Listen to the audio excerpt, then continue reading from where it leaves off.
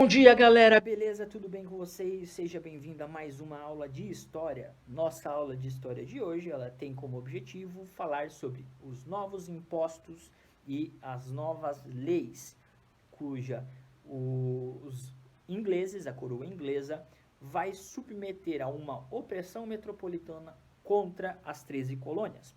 Mas para a gente compreender isso, eu preciso voltar um pouco no conteúdo. Então, o que a gente trabalhou na aula anterior? Nós destacamos na aula anterior o seguinte: Guerra dos 7 Anos. Essa Guerra dos 7 Anos é uma guerra entre os países europeus para conquistar algumas terras na América do Norte. E entre o conflito maior, predomina França contra a Inglaterra. Diante desse conflito, os ingleses eles conseguem sair vitoriosos. Porém, gera uma consequência muito grave, né, uma rixa, uma opressão dessa metrópole sobre a colônia, porque os ingleses, por mais que saiam vitoriosos, eles acabam entrando em uma crise econômica muito grave. E essa crise econômica ela vai culminar em aumentos de impostos, de restrições e de leis, sobre qual as 13 colônias não vai gostar muito não. Né? E diante dessa insatisfação das colônias, nós vamos analisar essas consequências, esses planos que geram a insatisfação dos colonos. Beleza, gente? Mas antes de começar toda essa nossa aula, já que nós vimos a nossa revisão, precisamos então dar um pouco dessa pincelada do contexto social. Sobre o contexto social, a gente tem que compreender um fator que é importantíssimo, tá? Diante desse contexto, o desenvolvimento industrial na Inglaterra estava a todo vapor.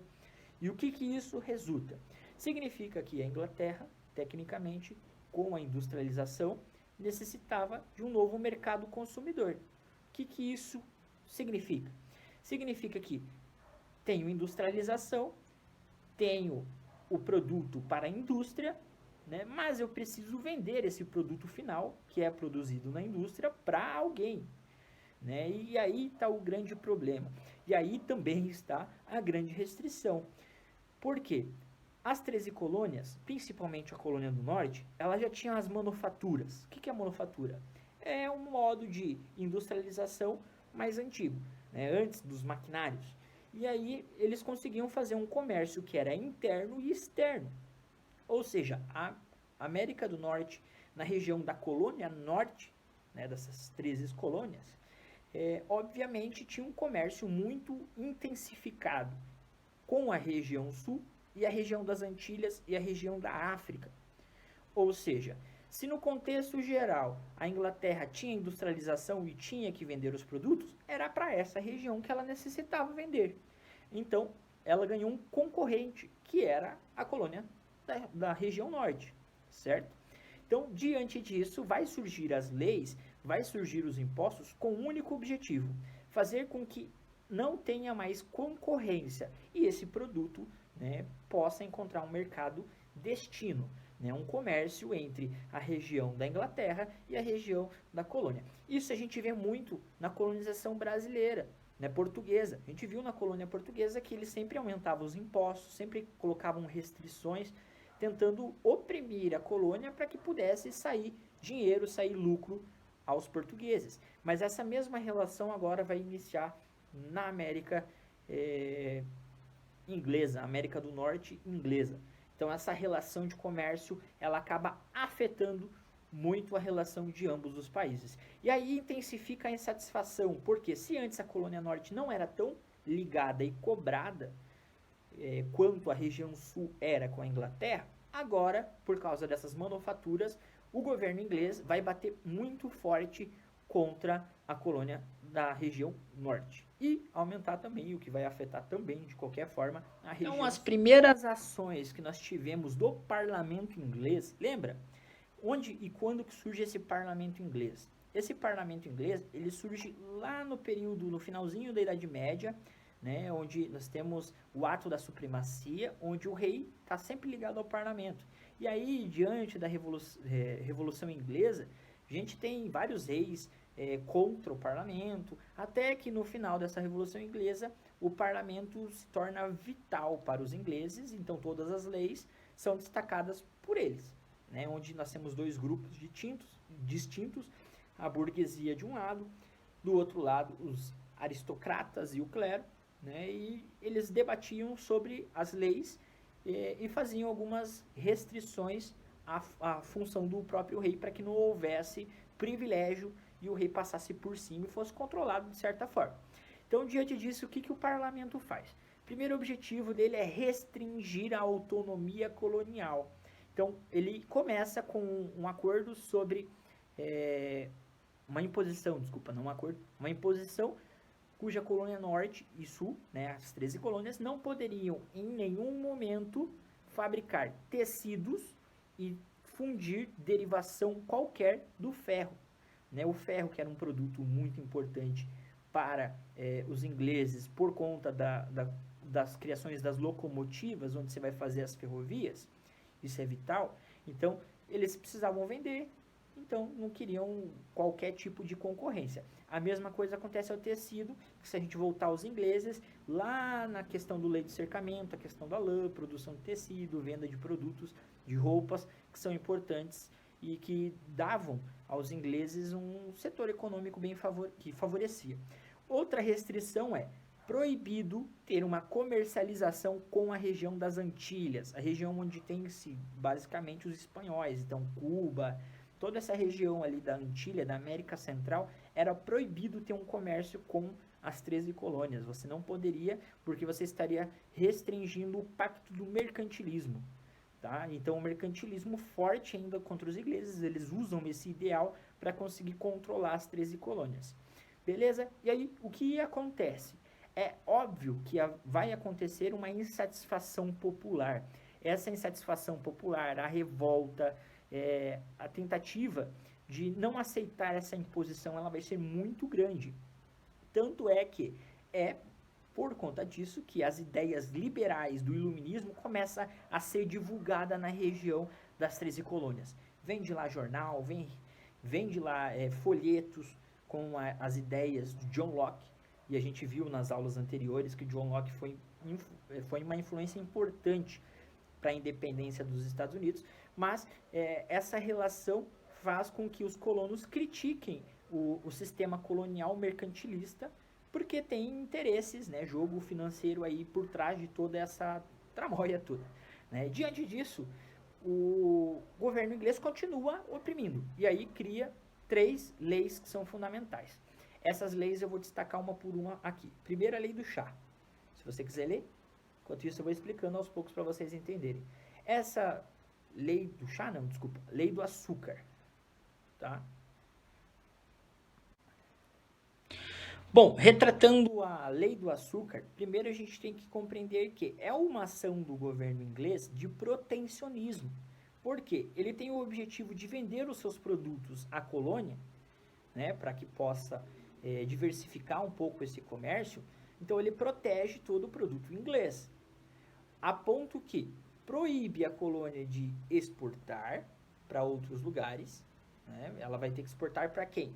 Para a Inglaterra. Então ela diminui essa taxa de impostos, né, que se faz compra dos ingleses sobre o produto da colônia, para que saia mais barato e que fique lucrativo aos ingleses. Porque a ideia dos ingleses vou comprar esse produto, vou pegar esse produto aqui e vou revender a mercado num valor que eu possa lucrar. Então, ao mesmo tempo, ele aumenta o comércio inglês e restringe a colônia para que ela possa sempre intermediar juntamente com os ingleses. Então, essa restrição, essa redução, ela tenta obrigar a colônia, as 13 colônias, por vários tipos de artigos. Principalmente a relação de troca que tinha naquele triângulo comercial que eu vou mostrar para vocês na imagem aqui. Ó. Nessa parte da imagem eu vou mostrar. A gente já viu nas aulas anteriores, mas um mapa para vocês entenderem. Vocês vão perceber que tem produtos que eles trocavam. Né? Então eles tinham tantos produtos que trocavam por panos, por vinhos, por seda, por linho. Então o próprio rum, escravos. Enfim, nessa relação, eles tentam fazer o quê? Aumentar a taxa de importação. Então, aos poucos, aumentando essa taxa, você força com que as colônias comprem dos ingleses. Então, é uma forma de proteger, mais uma ideia do mercantilismo. Então, além da ideia de conseguir vender os produtos, né, as colônias, encontrar um mercado consumidor, de fazer um protecionismo, nós temos aí também essa relação de autonomia da metrópole sobre a colônia, beleza? Por isso se trata a opressão. Outro fator importante que está aqui é a lei do selo. Essa lei do selo, ela estabelece uma taxa que vai ser um pouco superior para tentar restringir alguns jornais, algumas ideias que se propagam da Europa para os Estados Unidos. E entre essas do selo, a gente mexe com questão de certidão, registro, jornal, panfleto, mas com certeza, a lei do selo que aumenta essa taxa é para tentar circular, né, ou diminuir essa circulação de ideias liberais e iluministas na própria colônia. Tanto é que em alguns momentos o governo inglês, ele pega alguns e acaba confiscando algumas ideias, alguns livros, alguns pensamentos iluministas que iriam para essa colônia e corta, não permite com que haja esse tipo de acesso, até porque poderia inflamar mais ainda essa opressão e críticas do governo. Beleza? E por último, o último imposto, que é uma espécie de pacote, né, um pacotaço da coroa inglesa, se refere-se à taxação de importação de produtos que eram básicos, né, ligadas ao chá, vinho, tintas, corantes, chumbo, né, tá aqui, ó. Esses produtos, esses artigos, a modo que fosse mais caro para os outros, mais barato pelo que os ingleses poderiam vender, até porque os ingleses tinham essa relação com corantes de outras regiões, porque como era considerada a Inglaterra a rainha dos mares, ela trabalhava comercialmente em quase todas as áreas coloniais e mercantilistas ainda. Né? Então tinha relação com Portugal, tinha relação com os ingleses, tinha relação com as Índias ocidentais e orientais, né? Toda essa relação onde trazia à Inglaterra uma influência muito forte sobre o comércio na época. Então não faltava produto para negociar. Então você cria uma questão da importação para que as 13 colônias não consiga, né, ou não vale a pena importar de outras regiões e importe dos ingleses. Beleza, galera? Consequência disso tudo, vocês acham que vai acontecer o quê? Vocês acham que vão aceitar naturalmente?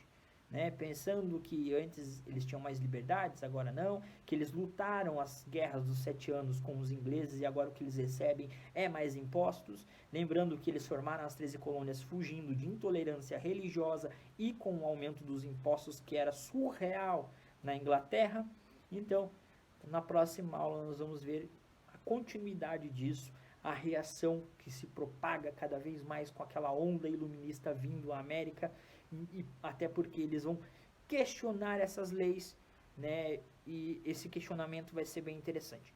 Próxima aula a gente retoma. Beleza, galera? Então, muito obrigado pela paciência, tudo de bom, um abraço, fui, até a próxima.